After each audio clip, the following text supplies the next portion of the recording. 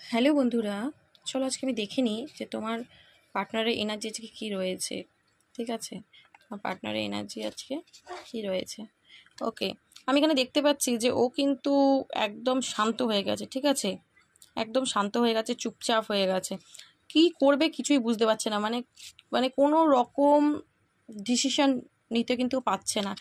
ঠিক আছে, তবে একটা হোপ তো রাখছে যে সব ঠিক হয়ে যাবে।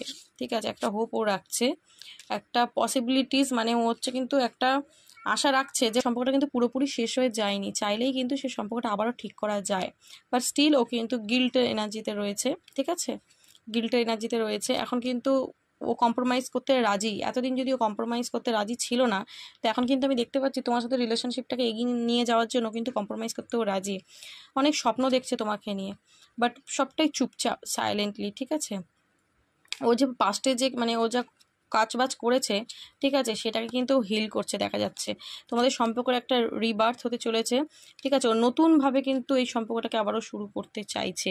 ঠিক আছে, নতুন করে কিন্তু সম্পর্কটাও শুরু করতে চাইছে, একদমই তাই। এবং তোমাদের সম্পর্কটা একটা নতুনভাবে শুরু হবেও। ঠিক আছে, তো পার্টনারের এনার্জি কিন্তু খুব ভালো।